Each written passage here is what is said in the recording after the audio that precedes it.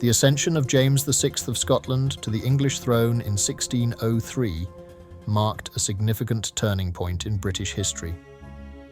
His claim to the throne derived from his descent through Margaret Tudor, the eldest daughter of Henry VII of England. This lineage placed James as the closest legitimate Protestant heir to the English throne upon the death of Queen Elizabeth I, who died childless. England had faced a looming succession crisis, and James's hereditary claim through the Tudor line made him an attractive choice for the English political elite.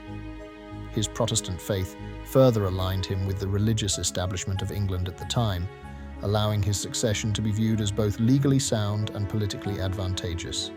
The Protestant Reformation fundamentally challenged the authority of the Roman Catholic Church by promoting individual responsibility in matters of faith. Reformers argued that believers should rely less on the church hierarchy for spiritual guidance and instead cultivate personal relationships with God through direct engagement with the Bible. In England, religious reform began under King Henry VIII in 1534, when the Pope's refusal to grant an annulment led Henry to establish the Church of England, blending Catholic and Protestant elements. The following decades saw intense religious upheaval. Queen Mary I temporarily restored Catholicism and persecuted Protestants, while Queen Elizabeth I later sought to reassert Protestantism.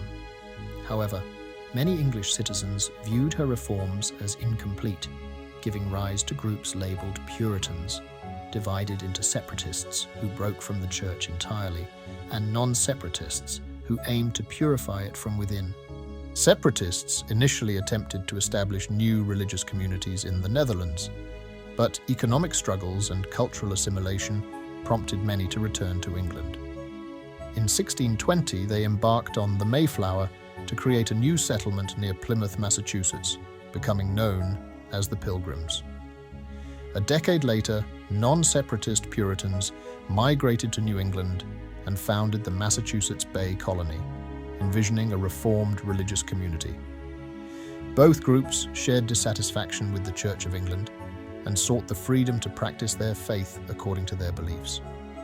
Over time, this emphasis on religious autonomy shaped American identity and was codified in the Bill of Rights, which guaranteed freedom of religion and prohibited the establishment of a state church, a legacy rooted in the Protestant Reformation and over 4 centuries of evolving religious thought. The transition of power was carefully managed by English advisors to ensure stability. Robert Cecil and other political figures sought a peaceful succession to avoid internal conflict. Through deliberate planning and diplomatic preparation, James's accession to the English throne occurred smoothly and without the civil unrest that often accompanied regime changes in this era. Upon Elizabeth's death in March 1603, James was proclaimed King James I of England and travelled from Edinburgh to London to take his new crown. This moment created what is historically known as the Union of the Crowns, wherein James ruled over both England and Scotland as a single monarch.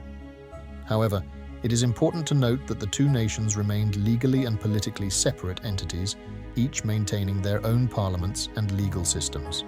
James I's political and religious worldview was heavily shaped by his unique position as both King of Scotland and later of England. He believed deeply in the divine right of kings, a doctrine asserting that monarchs derive their authority directly from God and are therefore accountable only to divine judgment. This belief gave James a strong sense of royal authority and influenced his governance. His religious perspective was Protestant, but he also sought unity within his realms by balancing religious factions. He approached church governance with a political mind, seeing religious uniformity as a tool for consolidating royal power. These views are documented in university research on his policies and writings. James also demonstrated an intense personal interest in spiritual and supernatural matters. Before becoming King of England, he had authored Daemonologie, 1597, a treatise on witchcraft and the demonic, which reflected both his theological beliefs and his fears of witchcraft. His engagement with spiritual subjects showed both intellectual curiosity and genuine religious conviction. This interest in witchcraft would later intersect indirectly with colonial developments, as the ideas and biblical interpretations promoted during his reign traveled across the Atlantic with English settlers. His reign set a tone of combining scripture, political ideology, and governance that would deeply influence the future English colonies in North America. One of the most enduring achievements of James I's reign was the commissioning of the King James Version, KJV, of the Bible. In 1604, at the Hampton Court Conference, James authorized a new translation of the Bible into English. His decision was both political and religious. Politically, he sought to unify various factions within the Church of England, particularly the Puritans and the established Anglican clergy, by providing a common biblical text that could be accepted across the spectrum. Religiously, he aimed to replace the Geneva Bible, which was widely used among Puritans but contained marginal notes that were often critical of monarchs and political authority. By producing a translation free of such commentary, James could promote a version that reinforced both religious conformity and royal authority. The translation process was extensive and scholarly. Over 40 translators, organized into 6 committees based in Oxford, Cambridge, and Westminster, worked from the original Hebrew and Greek texts. The project was completed in 1611, resulting in a Bible that was not only a religious text, but also a political tool. Its language shaped English religious thought, culture, and literature for centuries to come. The King James Bible provided a standardized text that would later travel with English settlers to the New World, profoundly influencing colonial society. Its wording, theological emphasis, and authority became embedded in both religious practice and civic life in England and its colonies. When English settlers established the 13 colonies in North America during the 17th century, they carried with them their language, culture, and religious traditions. Among these traditions was the King James Bible, which had by then become the dominant English language translation. Colonists used the KJV not only for personal devotion, but also for education, governance, and public morality. In many early colonial communities, the Bible served as the primary text for literacy instruction. Children learned to read by studying passages from the KJV. The translation's phrasing and theology shaped colonial sermons, laws, and cultural identity. As Protestant communities settled in regions such as Massachusetts, Virginia, and Pennsylvania, the King James Bible became a cornerstone of communal life and moral authority. This played a significant role in how colonial leaders viewed their society in relation to divine providence. Many settlers saw themselves as part of a new Israel, forging a covenant with God in a new land. This mindset, informed by the language of the King James Version, contributed to the development of laws and social structures that mirrored their interpretations of biblical commands. Sermons often drew directly from the King James Version to justify political decisions, community organization, and moral expectations.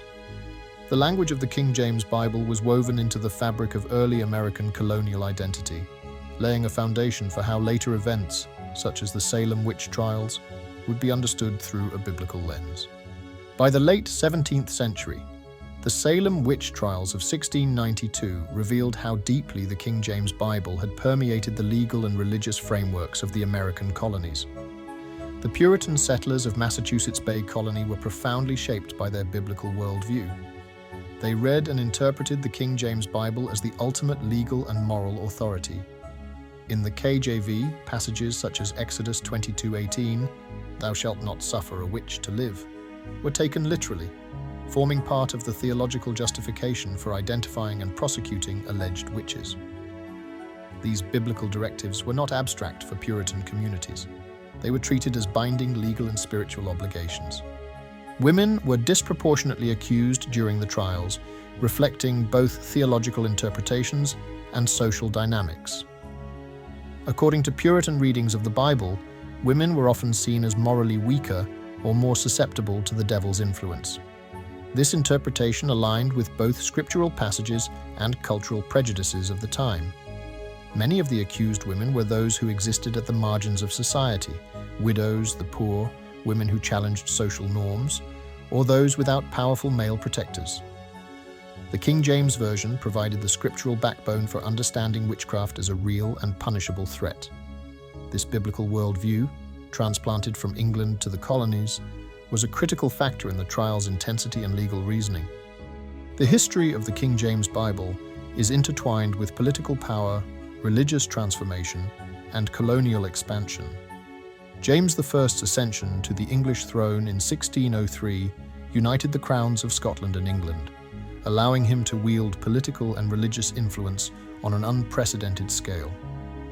His belief in the divine right of kings and his interest in religious unity led to the commissioning of a new Bible translation that would become one of the most influential texts in the English-speaking world.